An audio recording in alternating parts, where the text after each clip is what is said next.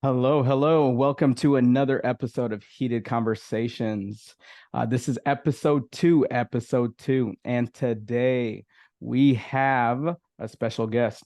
We have Ryan Romano. Some of you guys may or may not know Ryan Romano. Ryan Romano is the founder of Underground Performance Institute.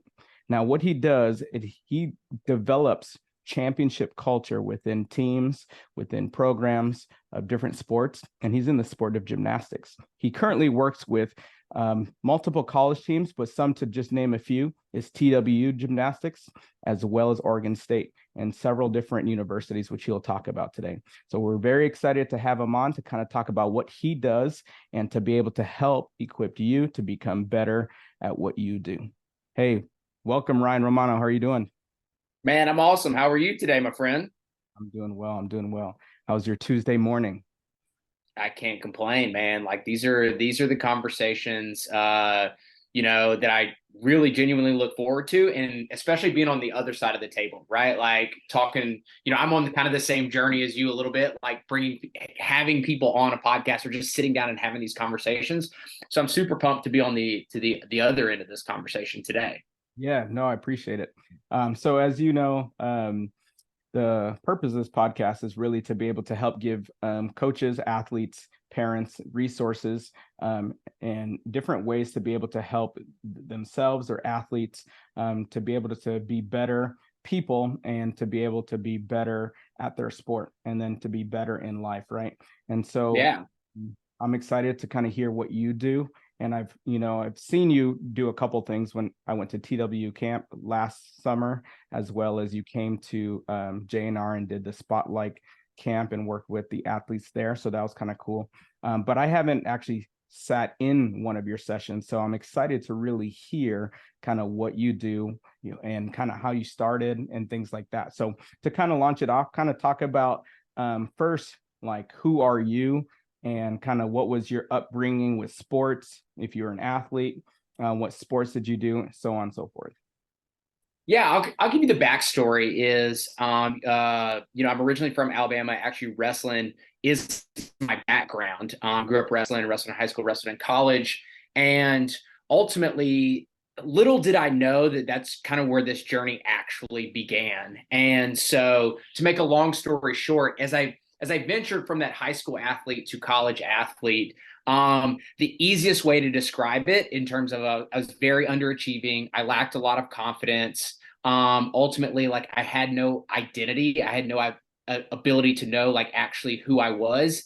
And so when I stepped foot on campus at WVU, that first semester was struggling is not even the word. I would say turmoil. And I tell everybody is, quickly within about 3 months, I went from sad, lonely, depressed to suicidal, like literally in an instant. Right. And so I think fast forward, obviously, a lot of things happened between now and then. And, once I feel like I bought into, or I know that I bought into this, I, I don't think it's true, but I bought into this idea that like once you find your passion, that everything else in life, it'll just kind of take care of itself. Like everything will be okay. Like you find your passion in a career, you find your like then you'll just be happy. Like success, like that. All those things will kind of come.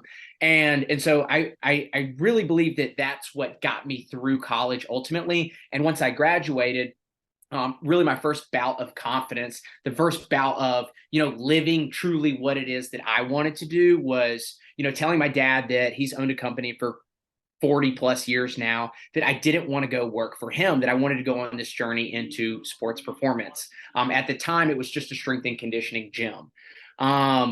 What I realized too is 3 years into that, I hit that same rock bottom again. Enter in, my first mentor, Deborah Bringleson, and the conversation actually started as a business conversation, and she simply asked, Ryan, who are you? And I was like, well, this is kind of a dumb question. Like, my name's Ryan, like from Alabama, like I own this business, I train athletes, blah, blah, blah, blah, blah. She's like, no, no, no, no. Like, that's what you do, but like, who are you?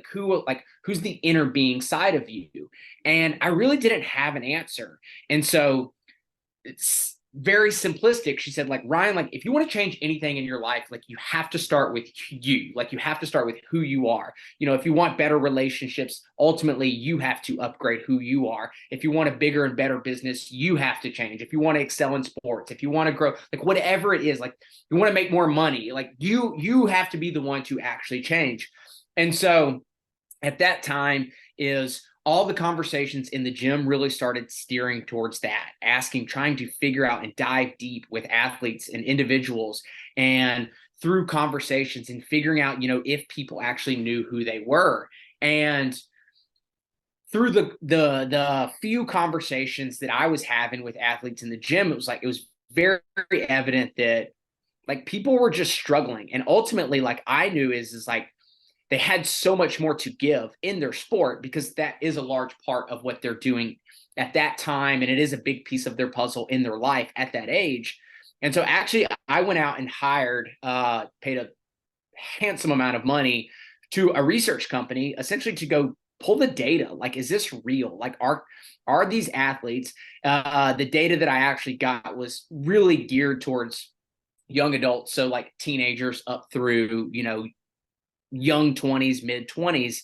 And it was wildly evident that like stress, worry, anxiety, depression, like this was like running rampant, and it was kind of only getting scarier. And so that really put me on this path to like make this shift of, you know, I've continued to play with the words of like going from like a coach to a mentor or a guide, and really help people, especially, you know, in the niche of athletics right now, like discover who you are, because ultimately, like that is step one in the process. As I learned through my own life and through the individuals that I've worked with now and the teams that I've worked with now, it's like step one is really discovering that identity, because if you can find that, that gives you so much more clarity about like what it is that you actually want. Are you being honest with yourself? Then you can start to make commitments, because you really can't commit to anything in your life if you don't have any idea of clarity. So, you know, that's a little bit like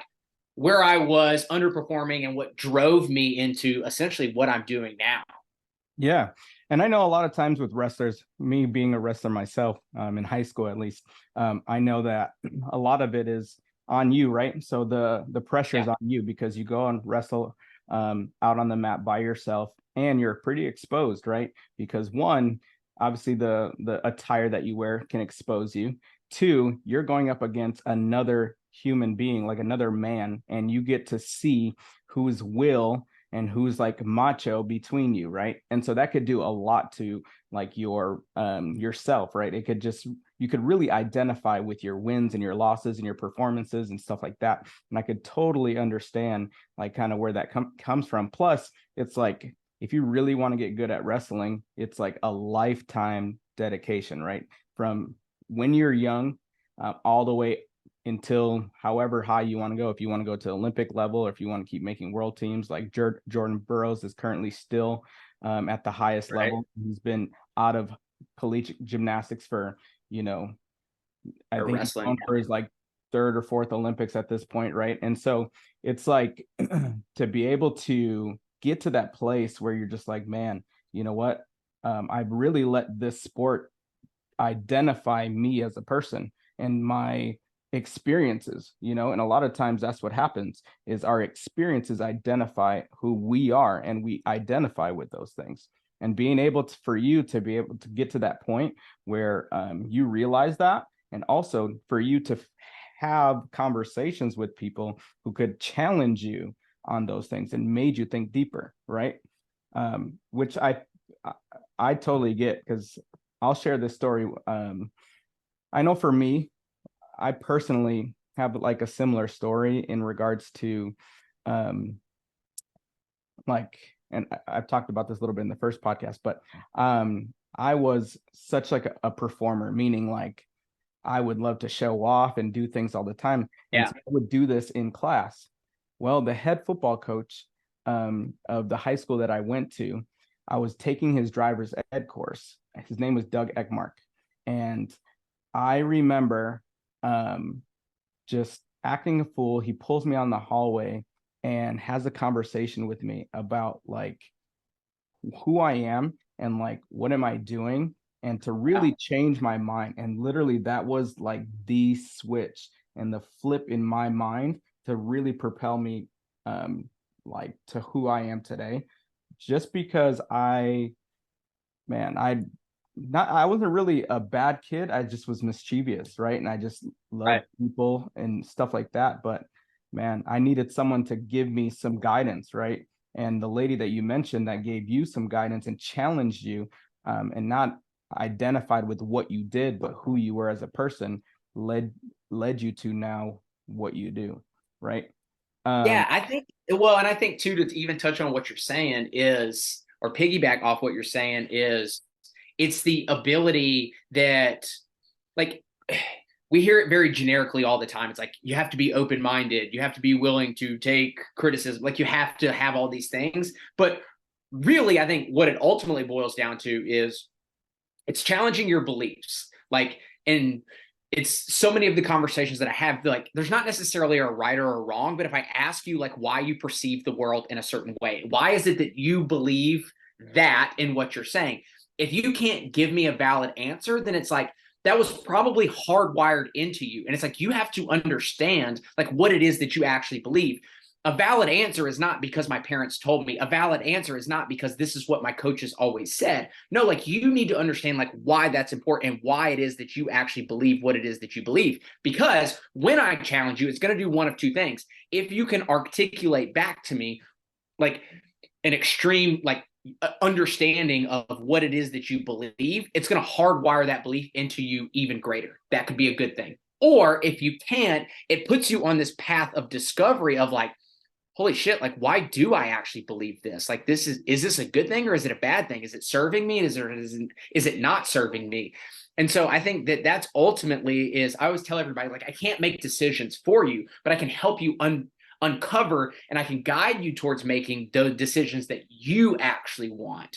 Right. So it's challenging those beliefs of like, you know, you can identify with like I am just mischievous. When it's like, where did that come from? Why is it that I believe this?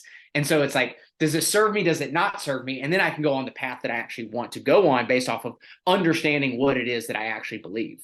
Right. So how do you unlock that from, and be able to change people's perspective in that, or at least give them enough and ask them the right questions to be able to be like, hey, why do you believe these things? And for them to be able to debunk some of those, or at least be willing to challenge some of those things that they're either they identify with or they were told and yet they decided to identify with. How do you go about having those conversations with someone? If I came to you and I was just like, man, what, I just feel like I'm an underachiever. Everything I do, I just kind of do it, just halfway, and I just feel sad about it. And then that's just how life is always going to be.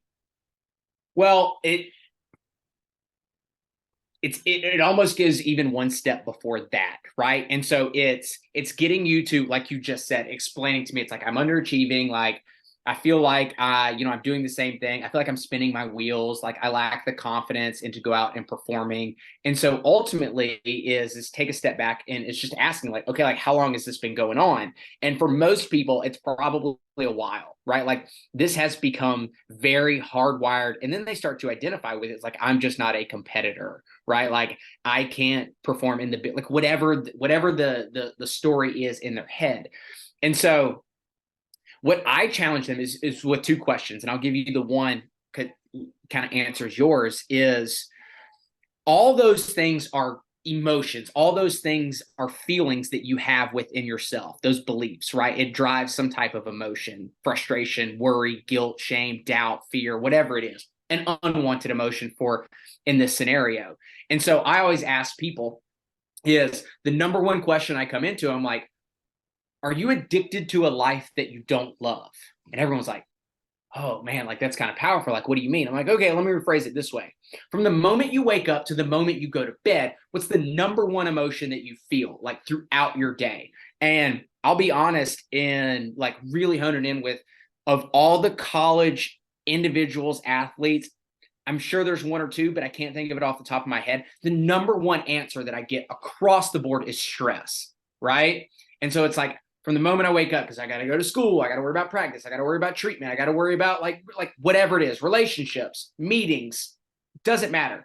Is there's this like this overwhelming feeling of stress. I'm like, okay, so if you feel stressed the majority of your day, like the question becomes like, are you addicted to this life? And they're like, man, like that's kind of scary. And so it's helping them understand now what's happening is your body has gone on autopilot to crave that stress every single day. So the moment you wake up, and even if you feel good, your body is like, it's why so many athletes, especially female athletes, struggle to enjoy successes. Because the moment it feels good, their body's like, whoa, whoa, we don't like that. We like to feel worried. We like to feel anxiety. Like this is foreign. Like let's not do this. Or it's like real awkward. They're like, thanks. Like, all right, cool. Like, and then they just kind of move along really fast. Versus many of them really like basking in it and owning it and knowing like, yes, like I am the shit. Like this is what I did. I was able to achieve. And so and there's, I won't bore with all like the research and data, but like it's proven that essentially that 90% of your thoughts that you have today are the same as you had yesterday. And so it's like, when now we understand, once I can get them to understand, it's like, this is just happening on autopilot. So step one is really to start thinking about what you're thinking about, right? And it's, how often are these things happening? How often are these feelings? And then we have to tie into like the thoughts and the feelings that we crave and desire and really start to make that shift. And the easiest way that I put it to them is I ask them, I'm like, do you agree that 51% is the majority? And they're like, yes. I'm like, okay, we don't have to go from 0 to 100, right? It's not that you're not going to have fear. It's not that you're not going to have doubt. It's not that you're not going to have worry. But if we can just tip the scales to happiness or joy or peace of mind or confident or empowerment or to gratitude or to appreciate, like whatever wanted emotion that they choose that they want, all we have to do is get to 51%, right? And then once we can start to tip that, then we can start to stack on top of each other. But it's getting them to realize it's like, hey, like it's not your fault. Like so many people feel the exact same way as you, and it's literally just happening on autopilot. So let's go in and like, let's purposefully change these feelings. And then like, let's take back control, because that is essentially the core message. When I go in, I was like, you are the creator of your life. Like you are the creator of your experiences. You are the correct. You can create these emotions. You've just been trained. Your body, it's a chemical, right? Your body just craves it. It's an addiction. Just like gambling is an addiction, and alcohol is addiction, drugs is an addiction. And once it feels a little bit of stress, at some point, like that little bit's not enough.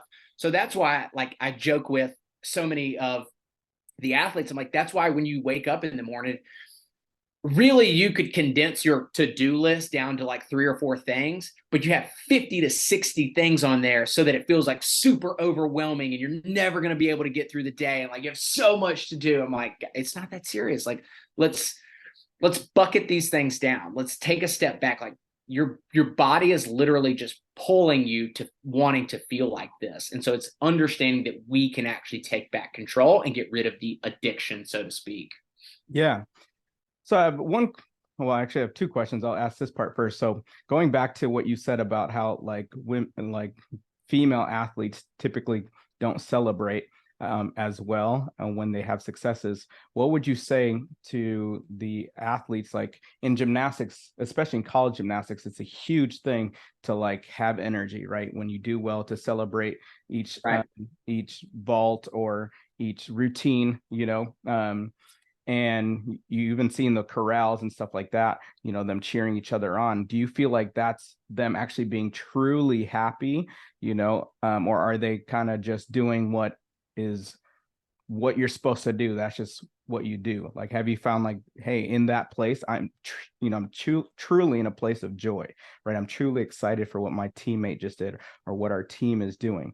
And also, like, are you also talking about more like on a like one-to-one basis, like having those wins? So say like in a practice or celebrating that, hey, you know what, I made the connection on my skills on floor, I made that connection, or I made my beam connection, or I made my bar connection, I finally added that upgrade on vault, or whatever the case may be, and I can celebrate those things?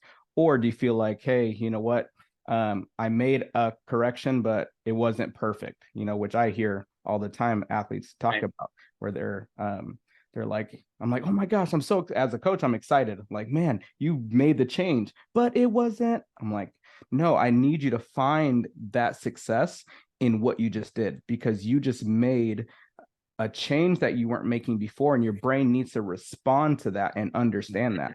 If you go and make the change and you neglect it, then your brain will never really understand what it needs to do, right? And so that's my personal experience. But to kind of answer that two-part question, do you feel like the athletes who are actually performing like on TV, college athletes, are truly happy, or are you talking about the wins in like a practice, on a one-to-one basis, when it's not like the whole team needing to kind of be like energized?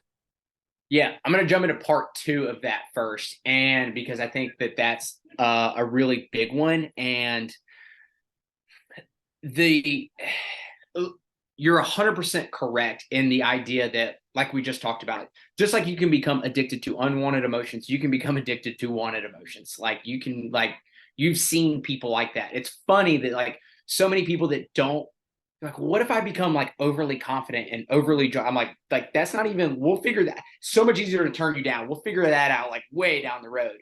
But I think where you talked about like people not feeling joy for the small wins, the small success, the corrections, the wins along the way, enjoy the journey, whatever that means, right? Like, is because ultimately the way that they see it in their brain is, I'll be happy when they haven't accomplished X, they haven't gotten the full skill, they haven't won the actual, competition, they haven't won the actual championship, they haven't gotten the actual scholarship, like whatever their desire is. And so they won't allow themselves to be happy. And one of the things is actually Tony Robbins talks a lot about this, is like, what's the number one driver of happiness? And it's progress. And it's this understanding of like that we don't have to be actually at the end to feel happy. We just have to feel like we're moving closer towards what it is that we want. Right. And so once they can understand like why it's important in terms of like I don't have to be happy when, is like it's okay to enjoy the progress along the way. Because for a lot of them in a gymnastics setting, is I use the example of like before you were hardwired like this, when you were like 2, 3, 4, 5, 6, like whatever age it was, and like you got the cartwheel, right? You got the forward roll, you got the backwards roll, like you were freaking ecstatic, like you were running around. They were like, whoa, like trying to like calm you down and settle you down, because you hadn't been that so tough on yourself. You hadn't become addicted to it in that way. You were just enjoying the small wins every single day because you knew it was moving you closer towards getting a back handspring, getting a foot, like whatever it is, moving up to the next level.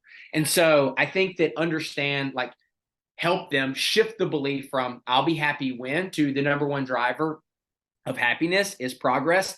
And I don't actually have to be at the end of the journey, because as we know, and I'm sure you've experienced this, even when you get to the end, is like, it's the next thing, it's the next thing, it's the next thing. And that's just being a human too. And that's okay, right? Because like hopefully we do want to crave growth. Hopefully there is something else afterwards, right? Like that's part of life. It's one of the athletes that I'm really close with, and like fortunate enough to like really like work with her. One of like the struggles, like even a year in, she was like, but like Ryan, like when does it end? I'm like, it doesn't, right? Like that's part of this, right? It's like that's life. It's like hopefully you don't get like a job and it's just like, okay, like now I'm just going to meander through the next 40 years of my life, right? It's there is this constant like craving for growth.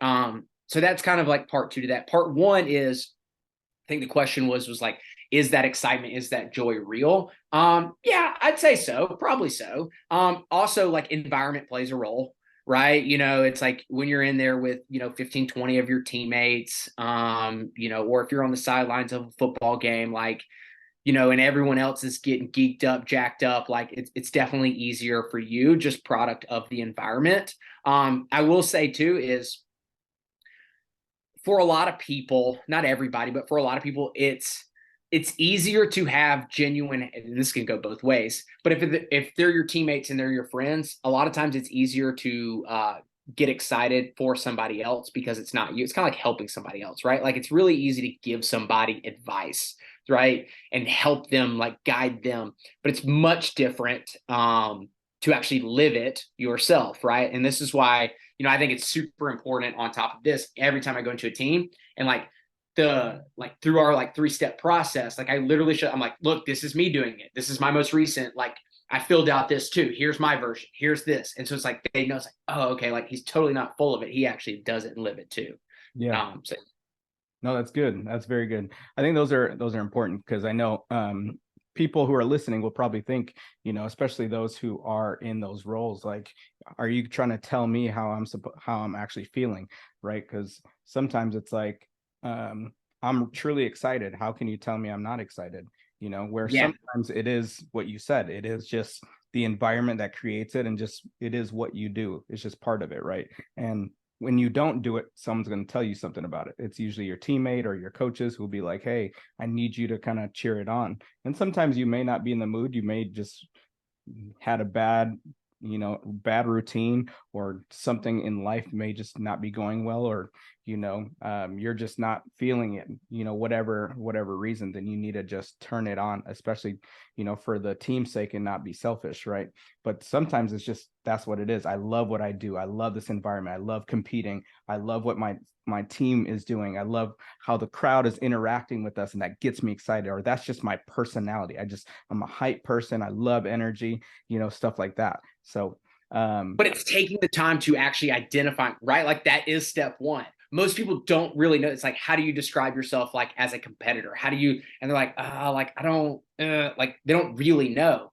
But when everybody collectively, right? Like this is the biggest difference too when you're talking about team growth is like, I'm I'm just not a believer in this idea of like incremental growth. Like we get a little bit here, especially with teams. It's like there's this ability to grow exponentially. And how do we do that is like when everybody can understand and know like what type of competitor are, what type of personality that they have. And it's like now you have 15, 20, 50, 100 people rowing in the same direction. Like that's 1 + 1 is not 2 anymore, right? Like 1 + 1 is 10, right? And so it's like getting them to understand that is like once you have that clarity, it's like, dude, like you have crazy growth, great at a fast rate. It goes shoo, quantum jump is what I call it. right. No, I think that's very good. And how you just mentioned, like that was, like the first steps. So what are those steps, and to tip the scale, not only for athletes but also for coaches? Because I know I am a victim of this myself, is even celebrating the kids wins. I just talked about earlier how trying to tell athletes to celebrate the little wins that they have, but there's times where I find myself over and over and over again where I'm just like, you know what, you made a change but you didn't do this part so well. So how do you tip that scale for both athletes and coaches, and then even touch on parents, just because we're all humans, right? And we all could be doing that same thing, so then we're able to truly enjoy ourselves and truly enjoy what is being done in front of us, and really be able to have a healthy relationship with the process, right? Because I think that's one thing you talked about, is the process is very important. And if you're not able to tip the scale, the process becomes very laborious, just because it's like, I got to do the next thing and then the next thing, instead of, man, hey, I did this and I feel good about this. Hey, I did this better. I made an improvement. I moved forward in this area. So what are those steps for all parties to be able to help tip the scale? Yeah, I mean, I'll beat a dead horse a little bit, and then I'll give another example, maybe another analogy. But it's the idea of like ultimately reasons matter, right? And so it's like when athletes are frustrated or like coaches are frustrated, is it really stems back to like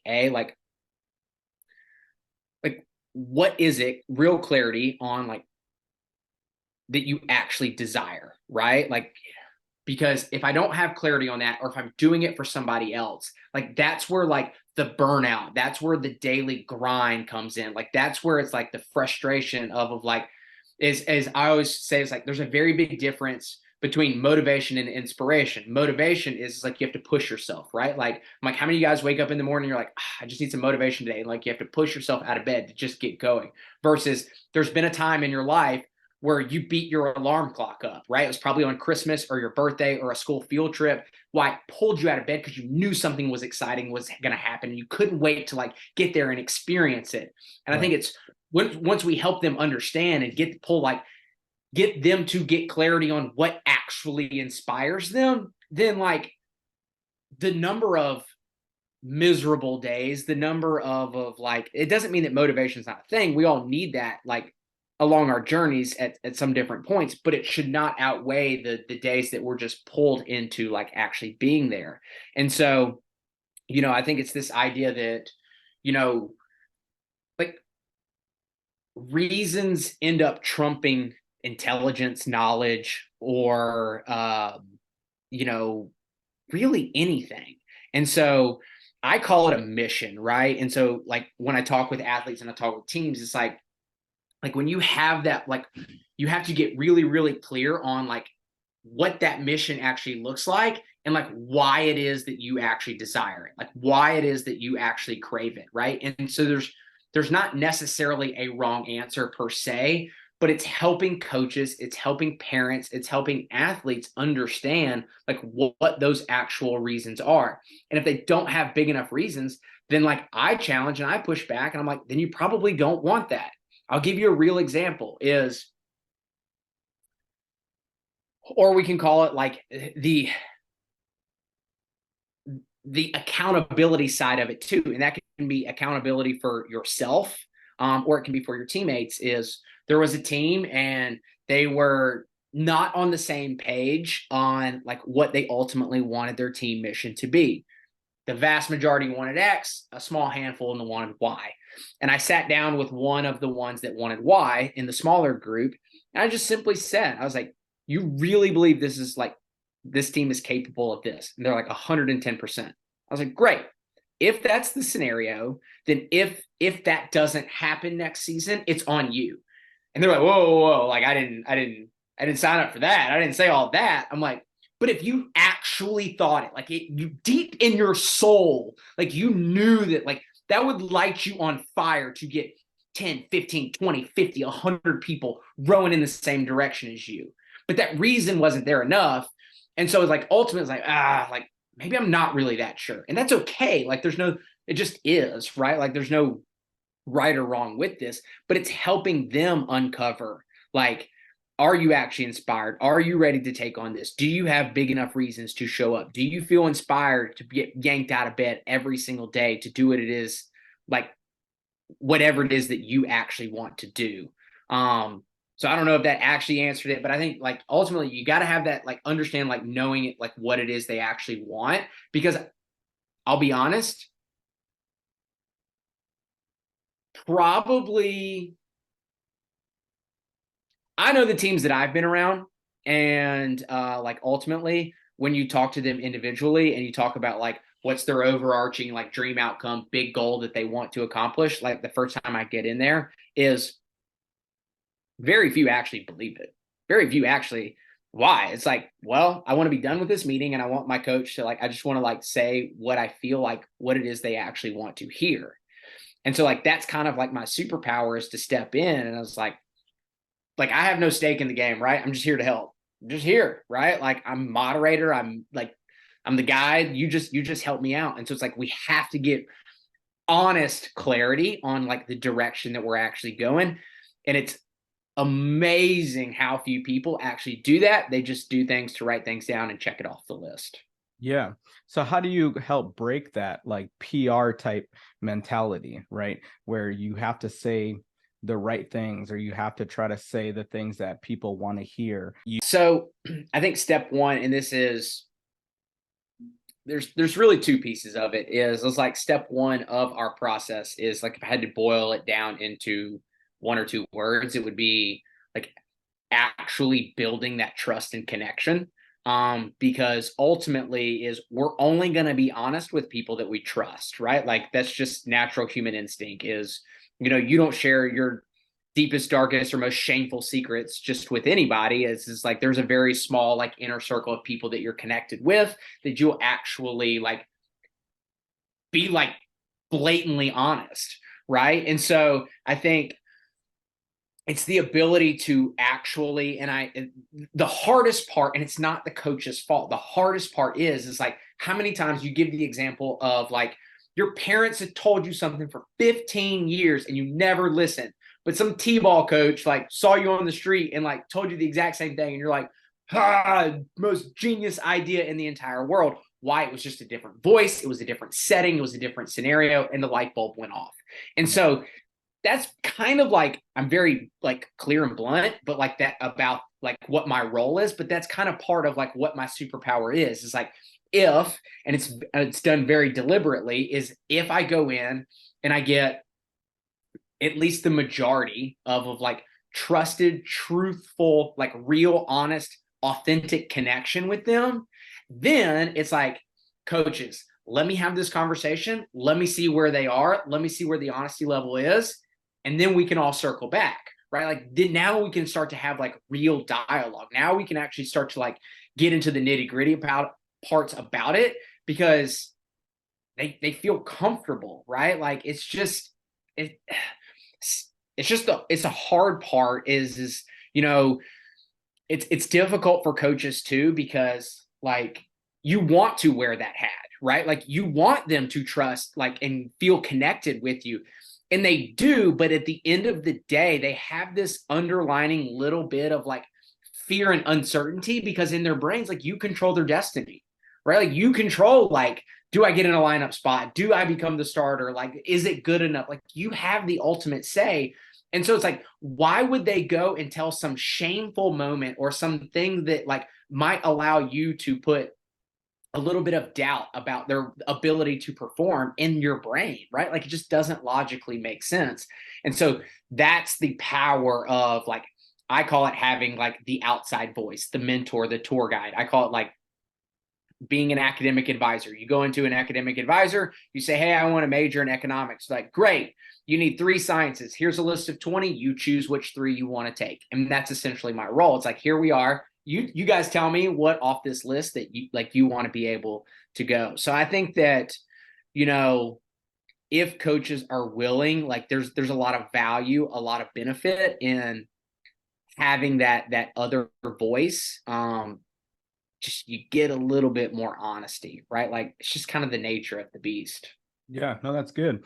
I think it's essential because I know us as coaches, it's harder for us to let other people in, especially when you're building a culture, just because you never know sometimes or may not always trust what they might be saying, but also you want to be able to feel like you're in control and your hands on everything, right? And being able to like move each piece as it needs to move, or at least be able to see each piece move, right? Or feeling Right. like someone else is going to try to move the piece, and then it becomes something where someone else gets the credit, and then the kid values that. And again, it's a partnership that you're trying to do, right? You're not trying to become more than, right? You're just trying to unlock something within them to help the team, the program, and even that coach, with that particular athlete to become all that they are meant to be, right? And leading into that is like kind of talking about some of those like addictions to some of those feelings and stuff. What are Mm-hmm. identifiers that you have come up with, either in just conversations, like what type of verbiage kind of gives away what they're feeling and what they're saying, and then where do you feel like those things start and come from? Because you had also mentioned, when you're young, you don't really think about, hey, when I made my cartwheel, or I'm doing my cartwheel, if I'm really successful or not. You're just super excited when you get it. And if it was in gymnastics, most of the time, if your parents are there, the first thing you do is you look over at your parents, you're super excited, and you don't really identify with, hey, I fell 37 billion times trying to do this before. And, I finally made it. And, mom's up there, dad's up there, grandma, grandpa, aunts and uncles or whoever are super excited for you. So when does that start? When do I start getting addicted to these things and identifying with certain feelings? Should I feel happy about this or depressed about this, or should I overanalyze this, or should I just be like, just kind of let it, fall off my shoulder? Yeah, I think there's a lot that goes into that. Obviously, like having the trust and connection is uberly important, especially in a one-on-one conversation. And but then it's understanding like the person on an individual level. And what I mean by like that too is it's not just necessarily like what makes them tick, but I think it's even, like the way that they think. Are they a logical thinker or are they an emotional thinker, right? Like, do they make decisions because they need all the data and they like have to have like all the numbers and everything has to be lined up before they can actually do it? Or are they just kind of like a spontaneous emotional, like this feels great, let's rock and roll, let's go.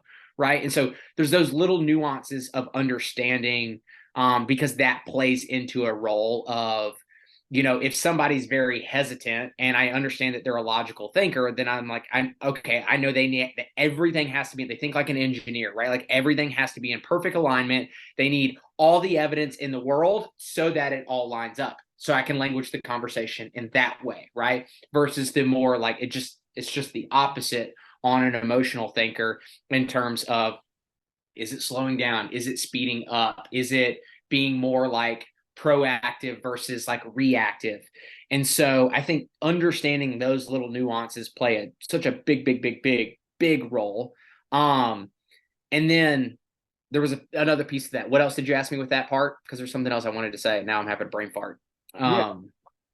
So I kind of said like where do those like addictions like, oh, the verbiage. So that's what I was saying. Like, how do you identify like like if you're hmm. having a conversation with me, what do I say that makes you know kind of like where I am, or if I'm giving you like the answers you want to hear or someone wants to hear, or am I truly giving you what I truly am feeling? Like, what are those key words or key body language or whatever that are really those identifiers to let you know, hey, this is a path that we need to go with this individual or this team?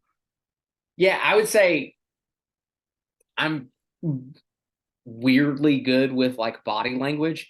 Actually, let's go a step deeper than that. It's not even body language. It's just like it's just vibe, right? Like Kate, like my wife, like she says all the time, she's like that it's like weirdly good like how I can just feel those type of things. And I've spent a lot of time. It's not like I just like, or I don't feel like I was just born that way, but like that is something that like I study and I spend a lot of time like actually understanding of like being able to like read the room, so to speak. But more importantly, I think that is getting them to, if I get a vibe, if I get a like inkling, it's not so much of like, hey, is this how you're feeling? Yes or no. Is I can tell a story, right? And based off of that story and a reaction, I can know, right? Like, because the body and the brain can't lie to each other, right? Like, you can't scream in a joyful voice how sad you are, right? Like, everyone's like, that doesn't, like, you can't be like, oh my God, I'm so freaking sad today, right? Like, it just doesn't line up. And so, as I tell a story, is like, once they feel connected to it, is they'll usually have some kind of response of like, are you in my brain? Like, how do you know what I'm thinking? Like, how do you know? And it's not that like, because so many people are experiencing the same thing, is like once I can get them, they'll feel more comfortable aligning to somebody else's stories.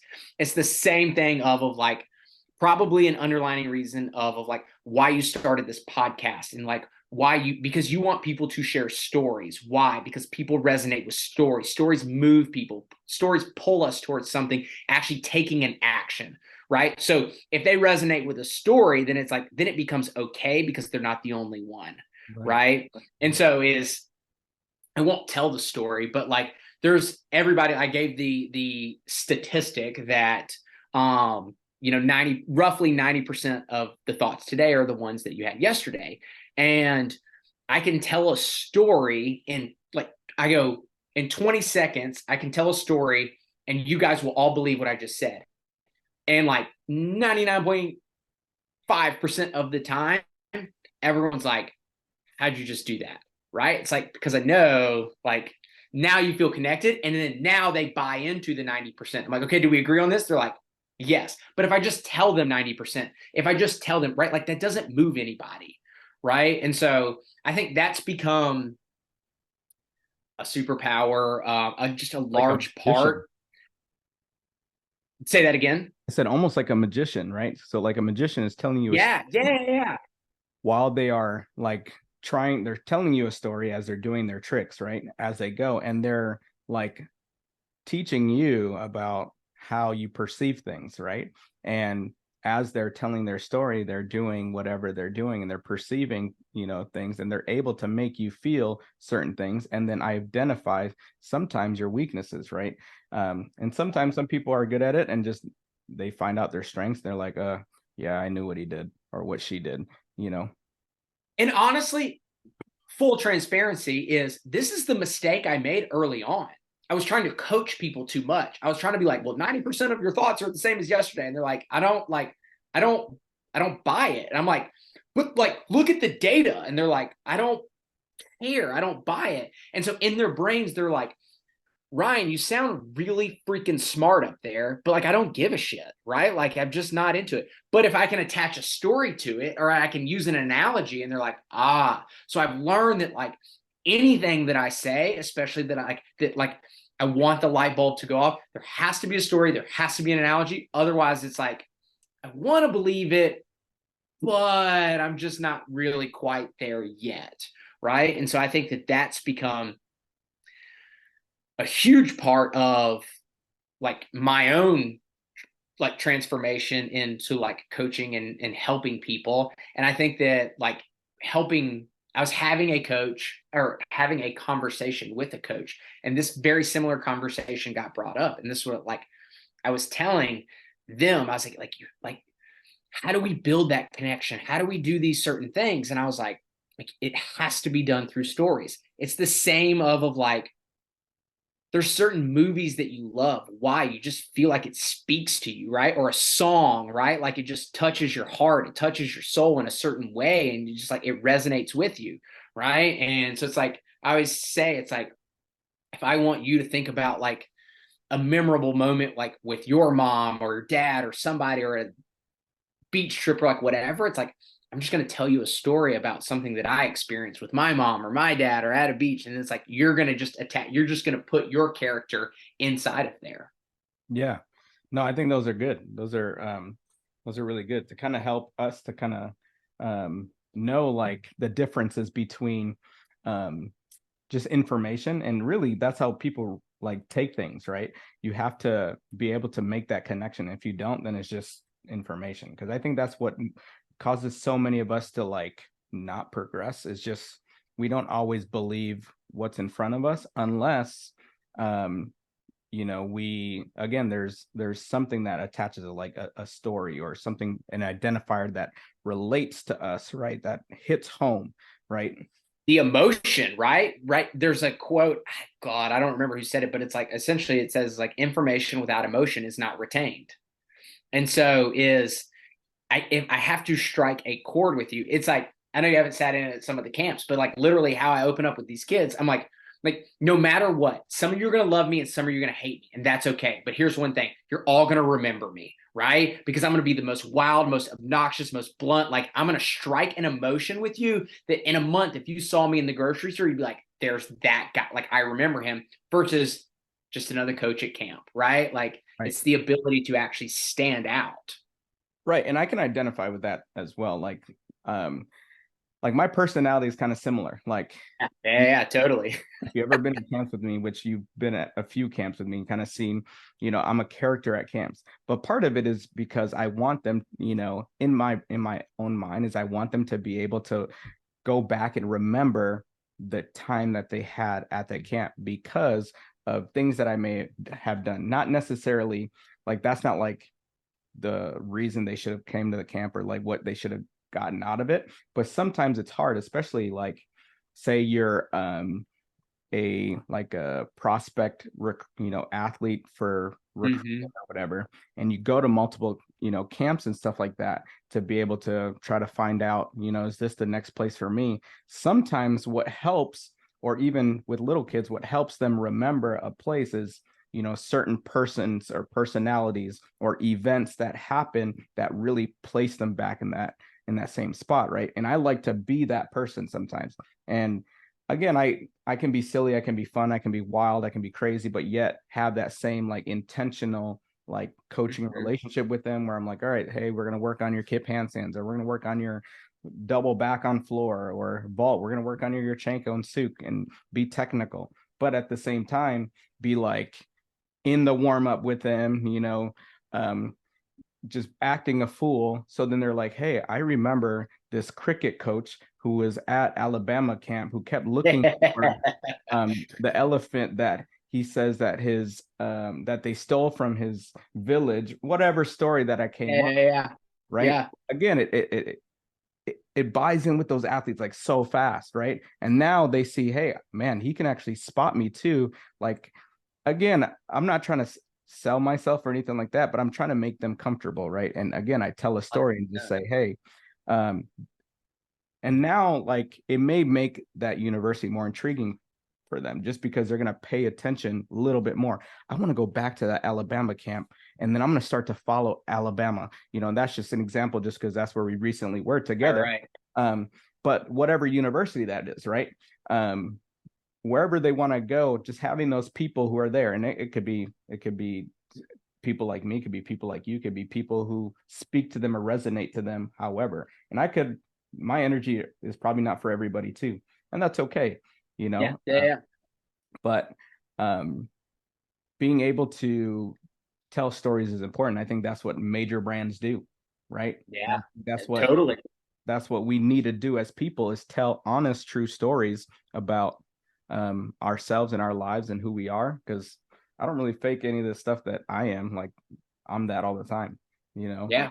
Yeah. And I think that it's kind of a lost art too in the idea of like making yourself vulnerable. And I did it on accident the first like team I was ever around, and then I had a coach essentially like, it's like, did you do that on purpose? And I was like, well, not really. And they're like double down on what you did. And um I've talked about this with a lot of people, like even on like my podcast too, is like so many people like in my industry, like people that do what I do, whatever you want to call it, um, they make the mistake of coming in and telling how great they are. At least in my experience, and at least in, not that I've sat in a lot, but I've talked with a lot of college athletes from all across the country. And it's like, I just don't vibe. I just don't resonate. Like, it's just not real. Right. Versus, I used to be very embarrassed to tell a lot of those stories. At camp I was at, somebody asked me, they're like, all this stuff, like, do you know that it works because you had so much success as an athlete, or did you learn it because you failed as an athlete? I'm like, the second part, right? And like, it took me a long time to be able to admit that, because I was like nobody's gonna believe me. Like if I was like, if I was underperforming and I lacked confidence, and then it's like, hey, I learned this, like you should go do this, right? And so, but it was actually the opposite, right? And so it's the ability. It's like, hey, look, I sucked ass. Like, let me tell you my story and how terrible I was. And they're like, man, because they don't necessarily feel that terrible, but they're like, I felt that way before, and I don't want to feel that way again. Like, maybe he knows something. Maybe I can open up my mind and like understand what it is that I actually believe. So it's like, that's such like, that is connection 101, right? It's to go in and just be authentically you, right? Like, it's the same. I tell them I stole this from somebody, but it's like at the end of the day, as I was telling all the kids at camp, because they're all making fun of me, giving me a hard time, wild and obnoxious, and I was like, look, is anybody in this room going to be at my funeral? And they were like, probably not. I was like, exactly. So if you're not going to be there at the end, why do I care about what you think right now? And they were like, that's powerful, sir. I was like, exactly. So stop caring. Right. Oh, I think that's very good. I think that's really, really good because I think, being able to just give them the truth without any anything holding Fluff. you back. Yeah. Yeah, anything holding you back and without anything that you're necessarily seeking personally in return, right? You're really doing it for them, and I think that's super important, understanding like you're helping someone else with their personal journey. And Right. in that, you're obviously going to find yourself, but that's not your intention. Your intention is not to come in, say, hey, I need to be better at what I do. So guess what? I'm using you.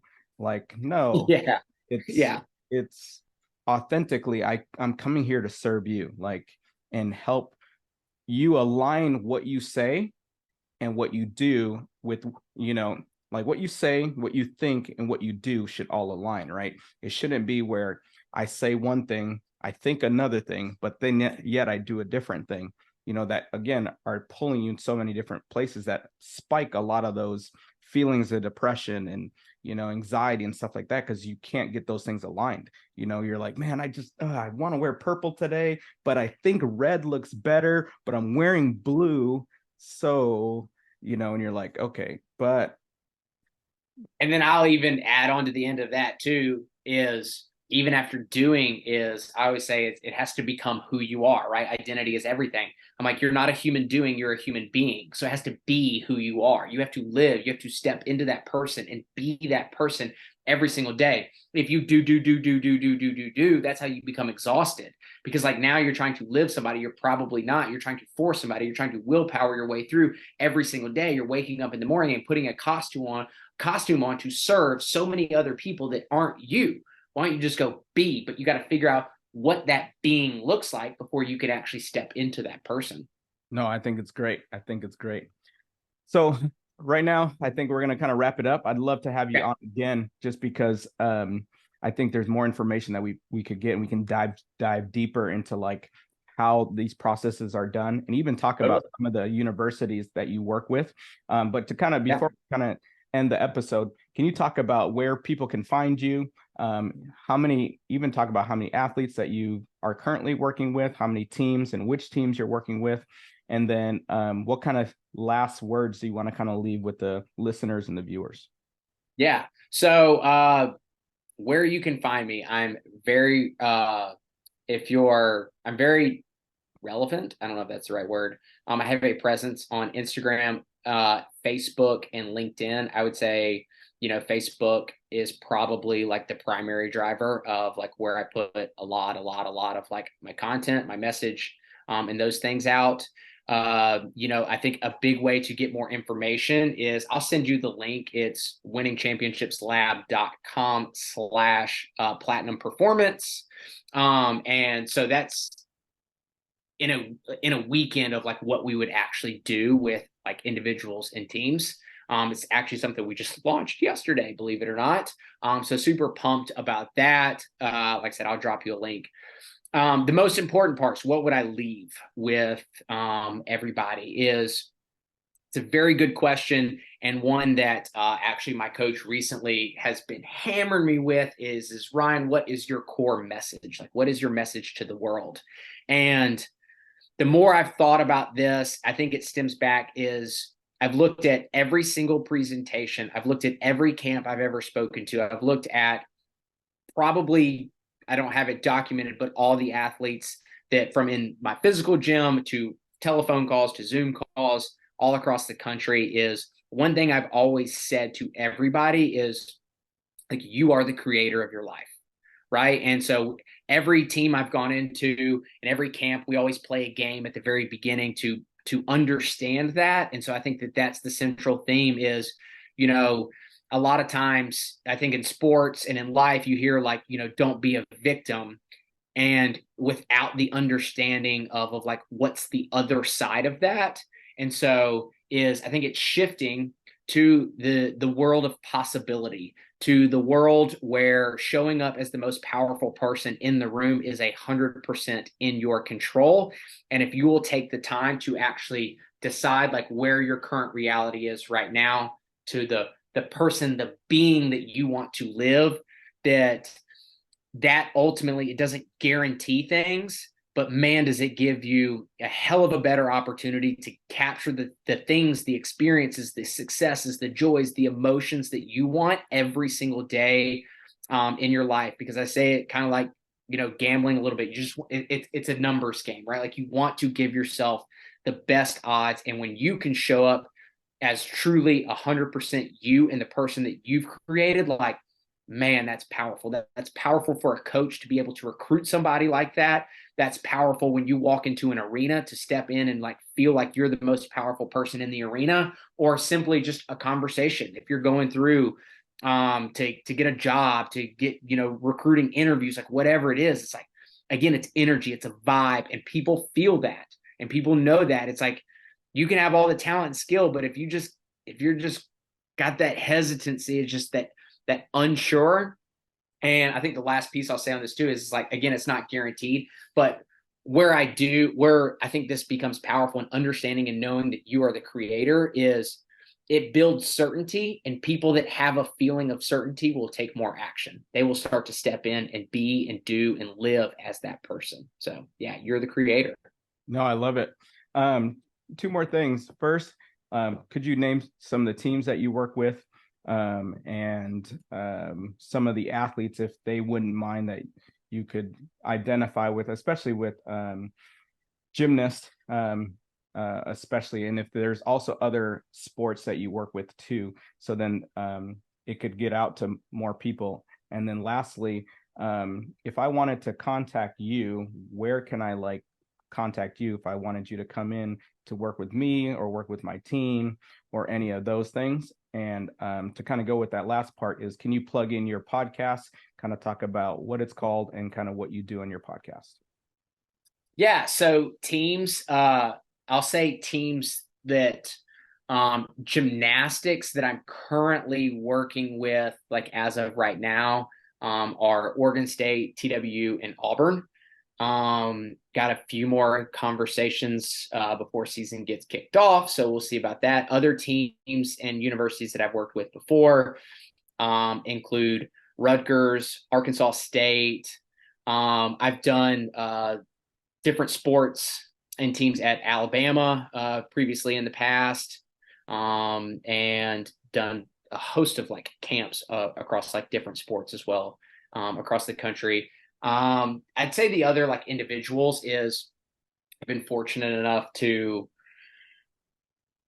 help guide and mentor when we had the physical gym, a handful of professional athletes. So that's been fun. That's a unique experience because again, it's in my conversations with them is it's the same struggles, it's the same uncertainties, it's the same doubts, just in somebody that is just one step ahead, right? The difference between high school and college, and the difference between college and like professional. So that's been our, a super cool experience. Podcast, plugging that in. The name of our podcast is the Championship Corner, and very similar, like to yours, is it's sitting down with coaches and athletes all across the country to like share their stories, to help uncover like what drives us like as human beings, right? Like to help understand who we are, because again, the identity is such a big piece. And so it's understanding what makes them tick and what's allowed them to achieve the levels of success, whether that be as a spouse, whether that be as a mother, father. I've had people in the special forces on, right? Like to understand like that's a whole different world, right? Like how do you like how are you inspired to go out and achieve new levels of success in yourself? So yeah, you can check that out. That's on Spotify, Apple Podcasts. It's all over my social too. So yeah, those are really fun and interesting conversations as well. Awesome. Well, thank you guys for tuning in for another episode of Heated Conversations. I really appreciate your guys' time to be able to listen in to what Ryan had to say. And again, he's plugged in some of the areas where you can find him. Please follow, subscribe, leave comments on this video, and share this video so it can get out to more people. So then we can have some more of these healthy conversations to be able to make, again, athletes better, make the parents better, make coaches better, and again, just make overall the world better. And that's what we want to do. So you guys have a great one, and thank you again for tuning in. Thank you.